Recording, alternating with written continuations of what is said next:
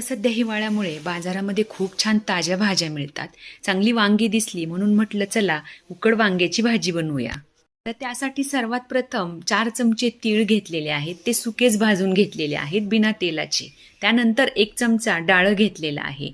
इथे 4 चमचे शेंगादाणे आहेत, ते भाजून घेतलेले आहेत. शेंगादाणे भाजून झाले की 1 चमचा धने आहेत, ते भाजून घ्यायचे आहेत. आणि नंतर खोबरं भाजून घ्यायचं आहे. हे सर्व पदार्थ बिना तेलाचेच भाजून घ्यायचे आहेत. आणि नंतर एक उभा परंतु पातळ चिरलेला कांदा आहे, मसाले तो अगदी थोडंसं तेल घालून भाजून पावडर तयार करून घ्यायची आहे. हे मसाले अगदीच बारीक करायचे नाही आहे, थोडीशी रवाळ पावडर याची करून घ्यायची आहे.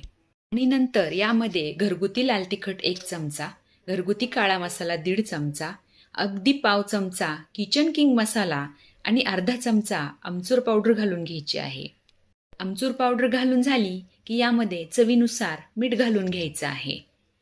तुम्हाला जर हवं असेल तर तुम्ही यामध्ये गरम मसाला वापरू शकता.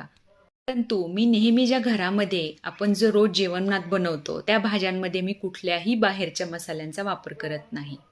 आता या मिक्सरमध्ये वाटलेल्या मसाल्यामध्ये कांदा, लसूण आणि थोडीशी कोथिंबीर घालून बिना पाण्याचं वाटून घ्यायचं आहे.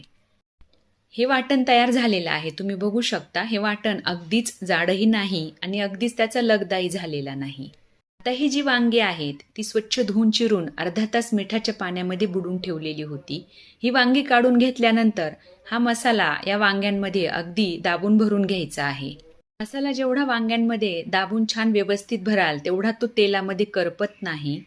अशाच पद्धतीने सगळ्या वांग्यांमध्ये हा मसाला भरून घ्यायचा आहे. आपण वांग्याच्या वेगवेगळ्या पद्धतीने भाज्या बनवतो, परंतु तुम्ही एकदा नक्की अशा उकड वांग्याची भाजी ट्राय करा, तुम्हाला नक्की आवडेल.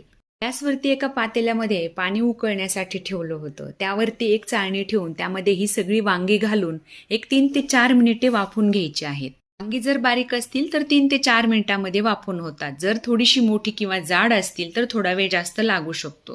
नंतर गॅसवरती कढई ठेवून त्यामध्ये 2 पळ्यात तेल घालून घेतले आहे.